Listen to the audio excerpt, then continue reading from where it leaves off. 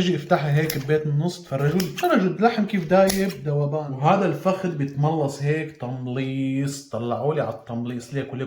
ليكل اللحم نيفه دايب. شوفوا كمان الصدر شلون جوسي ودايب ذوبان ابيض. وصفتنا اليوم كتير لذيذه وكتير طيبه وكتير سهله. راح اعمل لكم اليوم الفروج المحشي بالكيس الحراري بطريقه غير شكل، وهي الوصفه واحده من الوصفات اللي بتبيض الوجه للعزايم ولرمضان، فتابعوا الفيديو للاخر لحتى تستفادوا. اول خطوه لازم نعملها، لازم نغسل الرز قبل طبخه، لانه انا بدي اطبخ هلا حوالي كاستين من الرز. بدي احشي شوي بقلب الفروجه وبدي اعمل فرشه تحت الفروجه. فمثل ما قلت لكم انا غسلت كاستين من الرز الطويل، وهلا راح نروح نطبخهم مع بعض. طبعا انا راح اطبخ الرز تبعي مع شويه بازيلا وجزر، وانا استعملت المفرزه. انتم شو متوفر عندكم فيكم تستعملوا. انا راح اطبخهم مع الزيت النباتي، فيكم تحطوا سمنه، فيكم تحطوا زبده، اللي بتحبوه انتم اعملوه. انا راح اطبخها بالزيت النباتي. راح نزل الجزرات والبازيلا على الزيت، راح اعمل لهم تقليبه هيك بهالزيتات واتركهم يتهوسوا شوي. ولا تخافوا من حجم الجزرات، بيستووا بيروحوا نيفا بالطبخ، ما في مشكله ابدا. وهي بعد ما هوسناهم شي دقيقتين ثلاثه، شايفين اللون اللي بياخذ العقل؟ ضل لون البازيلا اخضر اخضر بياخذ العقل. هلا رح نزل عليهم مباشره من الرز، شايفين؟ وقليهم مع بعض بهذا الشكل. كمان راح اعمل لهم تقليبه، ما بدي اياهم ينهرسوا هرس عنيفا لانه رح ينطبخوا لسه طبخه كامله، وبقلب الفروجه كمان طبخه. وراح اضيف عليهم كم سن هال بهذا الشكل الظريف، وراح ملحهم وبس، ولا بهارات ولا اي اضافات ثانيه. بدي اياهم يضلوا هيك لانه راح ينطبخوا لسه مع الفروجه وراح يتنكهوا من نفس الفروجه. راح اقليهم كمان لمده دقيقه واضيف عليهم مي شي تغمرون، مثل ما قلت لكم. وهلا بوطي عليهم وبتركهم على نار هاديه لمدة 5-6 دقايق مشان اخذ احشي الفروجة بنص استواء الرز، واترك باقي الرز للفرشة يستوي ليتنهنه نيفا. وبهذا الشكل هلا هيك رح اغطي عليها اتركها بقى. بالوقت اللي عم ينطبخ فيه الرز على الغاز رح نروح نتبل فروجتنا مع شوية بهارات تتبيلة غير شكل. هاي البهارات ركزوا فيها كتير منيح او اكتبوها على ورقة. معلقة صغيرة بابريكا حلوة او حرة على ذوقكم، معلقة صغيرة بودرة الثوم، معلقة صغيرة كاري، نص معلقة صغيرة زنجبيل مطحون، معلقة صغيرة بهارات دجاج، معلقة صغيرة ملح. وراح نزلهم على وعاء كلياتهم مع بعض، وشوفوا الالوان ومزيج الالوان اللي طلع. وراح ضيف على هدول البهارات شي معلقة صغيرة من صويا صوص، اذا متوفر عندكم ضيفوا، مو متوفر عندكم فيكم تستغنوا عنها. وراح زيد عليهم كمان زيت النباتي بهذا الشكل الظريف. وهلا بمزجهم كتير منيح ليتجانسوا مع بعض. شوفوا اللون اللي غير شكل، طلعوا لي هالمنظر، ريحة البهارات بتاخذ العقل. رح نزل تتبيلتي كلياتها على الفروج بهذا الشكل الظريف، وامرغ مرغ هيك وعبيه من كل جهاته بهذا الشكل الظريف، مساج مرتب. يا عيني على اللون اللي طالع. اعمل له قلبي كمان هيك على ظهره، وحتى بحاول بعد الجلد هيك عن الفروجه، وبفوت بقلبها كمان من التتبيله. شايفين؟ بخلي التتبيله تغلغل غلغله فيه بكل جهاته. راح افصلها هيك كمان الجلده عنه، وبهذا الجنب كمان راح اضيف كمان من التتبيله الظريفه الغير شكل. وبعد ما صارت فروجتي بهذا الشكل الظريف تغلغلت لقلبها كل النكهات، هلا لازم نروح نجيب الرزايات ونحشيهم بقلبها.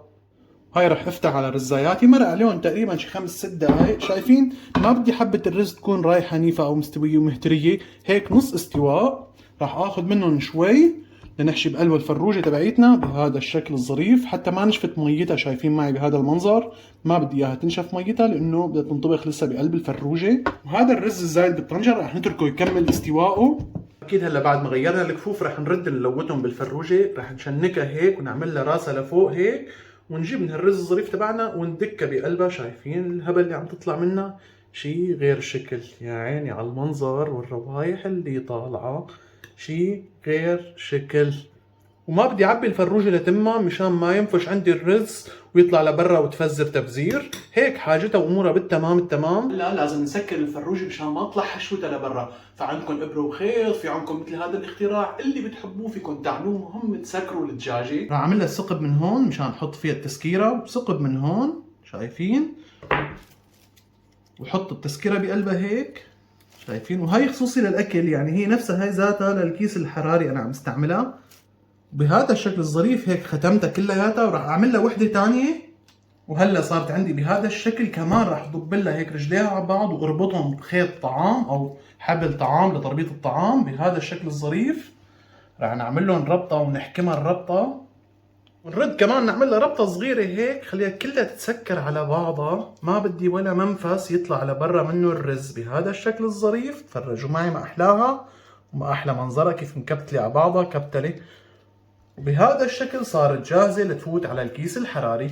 وهلا بنرفعها بسم الله وبنفوت فيها على الكيس الحراري بهذا الشكل الظريف. وهي التتبيله الزايده تضيفها كمان على قلب الفروجه، ما بدي روح ولا شيء منها. شايفين لي هالمنظر مقرتبه. وهلا بدنا نحكم اغلاق الكيس الحراري بهذا الشكل مثل ما قلت لكم بالتربيطه تبعيته. بعد ما سكرتها كثير منيح على صينيه بروح فيها على فرن محمى مسبقا على درجه حراره بين 180 لل 200 درجه مئويه. بدي اتركها حوالي ساعه للساعه و10 دقائق ماكسيمال، ونطلعها ونشوف شكلها اذا ظريف. نرد نفوتها حوالي 5 دقائق نعمل لها تحميره للوجه، وهيك امورنا بتكون بالتمام. هلا بعد ساعه وربع على التمام نروح نطلع فروجتنا من الفرن. وهذا المنظر وهي التسه. اسمعوا لي هالصوت، اسمعوا الصوت كيف عم تتقلقل قلقله. هلا رح افتح الكيس الحراري عليها. شايفين؟ اوه طلعوا البخار طلع. شوفوا الفروجه، شوفوا كيف صاير شكلها مثل فروج المطاعم. طلعوا لي على هالمنظر التحفه. رح اجيب من هالسقسقات وسقسقها هيك قبل ما فوتها على الفرن. يا عيني تفرجوا لي هالمنظر، رايحه نيفه. طلعوا هالمنظر. ما ننسى نحل لها الحبل قبل ما نفوتها على الفرن. رح نفك هالحبله ونفك هدول التسكيرات، ما عاد لهم لازمه ابدا.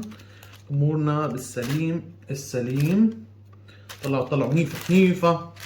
مثل ما هي هيك رح رجعها على الفرن لمده دقيقتين ثلاثه بس. من فوق بهذا الوقت رح اسكب الرزات وجهز عليهم. وشوفوا لي الرز، شوفوا لي هالرزات كيف مفلفلين فلفل. طلعوا هالمنظر اللي عجبي يا عيني. وهذا اسمه رز نثري. رح ننترهم هيك نتر. تفرجوا لي الهبل كيف طالعه منه. شوفوا هالرزات اللي بشهوا القلب. رح نعمل منسف نقعد عليه دجاجتنا بشكل غير شكل. ردينا طلعناه من الفرن وشوفوا لي هالمنظر اللي صار فيه الفروج. هلا رح قعدوا على هالرزات بطريقه غير شكل ونقصها ونرجيكم بالترتيب. وهيك بعد ما ربعته على الرزايات اتفرجوا لي هالمنظر. شوفوا شكل هالفروجه الغير شكل، رايحه نيفه. يعني انا وعم برفعها فت معي قد ما رايحه نيفه. ما بيشكي من شيء نحط لها شويه قلوبات او مكسرات. يعني تفرجوا لي هالمنظر، منظرها غير شكل.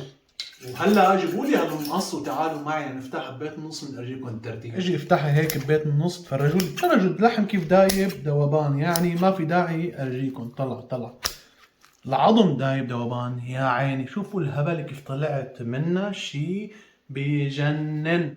هلا تعالوا لعندي على اهم مرحله بكل هالفيديو. وهذا الفخذ بيتملص هيك تمليص. طلع تطلع العظمه لحالها. شوفوا كيف دايبه ذوبان. شوفوا انا هي الجلده بعشقها عشق. تفرجوا لي على الفخذه غير شكل. رح نجي ناخذ من الرزات هدول اللي بقلب الدجاج. شوفوا الرز ما اظرفه. تفرجوا لي الهبله كيف طالعه منه. وهي رح ربع عليها الفخذه. وشوفوا لي هاللقمه الملوكيه. طلعوا هاللقمه الملوكيه. رح روح فيها وعلى الجواني وعلى الحارق واقول لها بسم الله.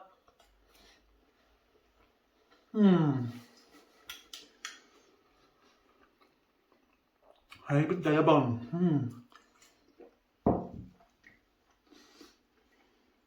دمار.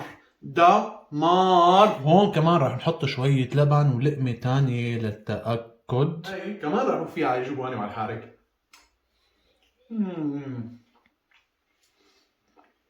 نيفا. بتمنى تكون عجبتكم الوصفه واستفدتوا. اذا عجبكم مثل العاده انزلوا على الفيديو في 3 شغلات: اللايك، الشير والاشتراك. كبسوهم عشوائي ولكم من هون الطريق ونشوفكم الفيديو الجاي. وهي ما وراء الكواليس. هدول الجوانح بملصهم تمليص على صحني.